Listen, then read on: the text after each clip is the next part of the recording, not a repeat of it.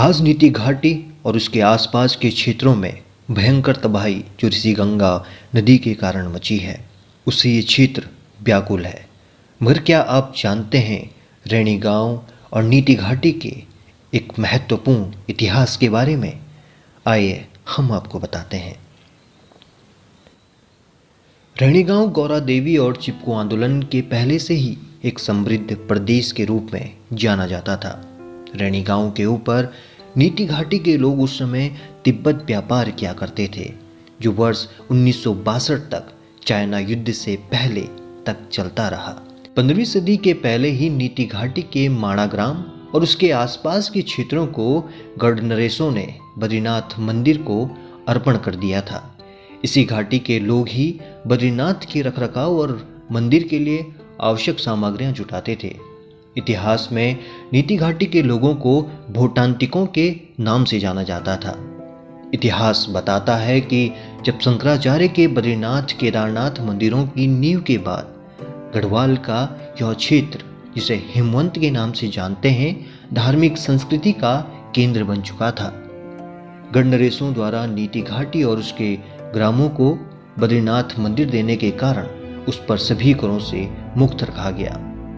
जब 18वीं सदी के उत्तरार्ध में नीति घाटी के भूटांतिकों का तिब्बत से व्यापार चरम पर था, उसी समय अमर सिंह थापा और गोरखाओं ने 1790 में कुमाऊं पर आक्रमण कर दिया। अमर सिंह थापा और उसके वीर गोरखाओं ने कुमाऊं को विजित कर अपने अधीन कर लिया।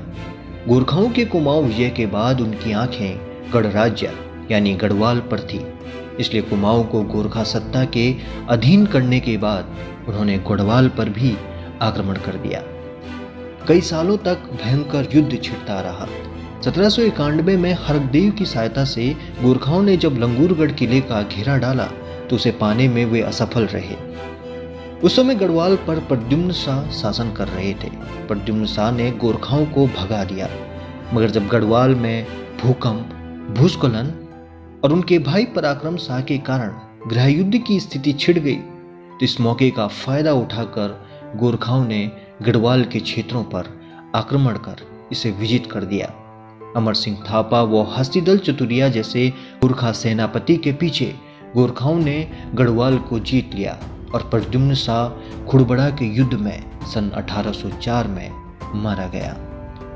गोरखाओं की जीत के बाद समस्त गढ़वाल और कुमाऊं पर गोरखाओं का एक छत्र राज हुआ, जो 1815 तक चलता रहा। गढ़वीरों की पराजय के बाद गोरखाओं ने समस्त गढ़वाल व कुमाऊं क्षेत्र को लूटा और कई तरह के कर लगाकर जनता का शोषण किया। जो कर देने में असमर्थ था, उन्हें गुलाम बनाकर जबरन बेचा गया। यहाँ तक कि ब्राह्मणों को भी उसने नहीं छोड़ा। गोरखाओं के उस काल को गोरखाली कहते हैं। गोरखाओं द्वारा गढ़ राज्य को लूटने के बाद उनकी निगाह नीति घाटी पर पड़ी। नीति घाटी की समृद्धि की गाथा गोरखाओं ने बहुत सुनी थी। उन्होंने इस क्षेत्र को लूटने और यहाँ के लोगों को भी कर देने के लिए बाध्य करने के लिए भूटांतिकों के इस प्रदेश पर यानी नीति घाटी की ओर रुख किया। एक महती गोरखा कुमुक यानी सेना नीति घाटी क्षेत्रों की ओर बढ़ गई। गोरखाओं के नीति घाटी आने की खबर सुनकर भूटांतिकों ने गोरखा सैनिकों के कदम रोकने के लिए ऋणी के झूला पुल, जो ऋषि गंगा के ऊपर बना था, उसे काट डाला। ऋणी का झूला पुल कटने से गोरखा सैनिकों के कदम तो रुक गए, मगर रैणी गांव और नीति घाटी के कई क्षेत्रों का संपर्क निचली घाटियों से कट गया, क्योंकि भूटांतिक प्रदेश के लोग निचली घाटियों से व्यापार के बाद ही ग्रीष्मकालीन तिब्बत व्यापार का खर्च वहन कर पाते थे। इसलिए इस क्षेत्र के लोगों की स्थिति खराब होने लगी। इतिहास बताता है कि इस प्रदेश में भुखमरी तक की नौबत आ गई थी। यही कारण है कि मजबूरन इस क्षेत्र के लोगों को गोरखाओं की अधीनता स्वीकार करनी पड़ी।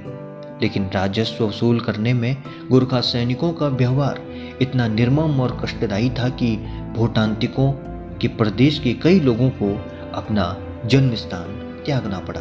तो ये थी कहानी हमारे गढ़वाल के उस महान इतिहास से, जहां रैणी और उसके आसपास के क्षेत्र यानी नीति घाटी के क्षेत्रों को इतिहास में एक समृद्ध प्रदेश के रूप में दर्शाया गया है। उत्तराखंड के इतिहास से जुड़ी तमाम जानकारियों के लिए आप हमारे YouTube चैनल को लाइक, सब्सक्राइब और शेयर करना ना भूलिएगा। जुड़ें वी गढ़वाली से, जुड़ें अपनी संस्कृति से।